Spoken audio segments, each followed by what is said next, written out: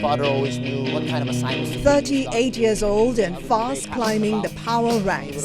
He's the son of Andrew Tan, the self-made billionaire who built Alliance Global Group, the prominent conglomerate behind real estate giant Mega World, and casino operator Travelers, a joint venture with Genting Hong Kong, which owns Resort World Manila, Philippines' first integrated gaming resort.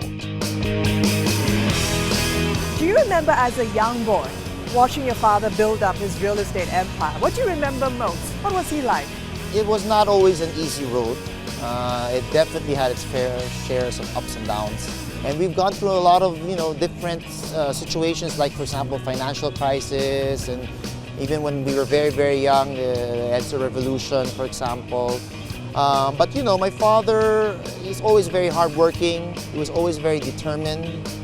And definitely he possessed a lot of vision and a lot of guts. Your father was a self-made billionaire. What's the one most important lesson he's taught you about building a great business? One of the things he said to us was that opportunities are everywhere. Even in your own failure, there are opportunities. And so he's always taught us to kind of always look ahead, sort of be positive, and always conduct business with utmost integrity. From young, Tan was groomed to run the business. After university, he sold his father's condos. Then later, the responsibility to build malls.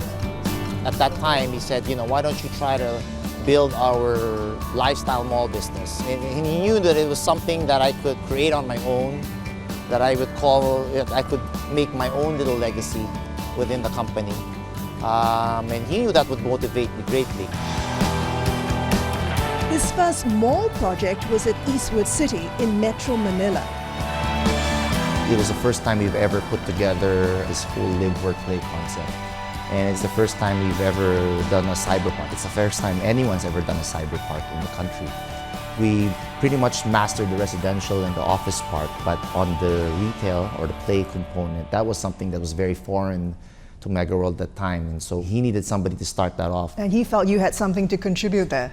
Well, he said to me, you go ahead and you have to learn. Obviously, there's very little I can impart on you with regards to this business. You're going to have to go out there. You're going to have to learn on your own. You're going to have to observe and sort of create something for yourself. Of course, when I went into this business, we were competing with very, very established companies at the time. Yeah, like SM and Ayala as well. And they were, years ahead of us. And we were coming in from the cold, and we basically had very little experience in this business. We decided to develop not just shopping malls, but we decided to create what we call now lifestyle malls. Mm-hmm. And the lifestyle mall sort of veers away from the traditional shopping mall. It's a lot more focused on entertainment, a lot more focused on dining. It's not the typical enclosed type malls. It can be outdoor entertainment sort of malls. This is how we started in Eastwood.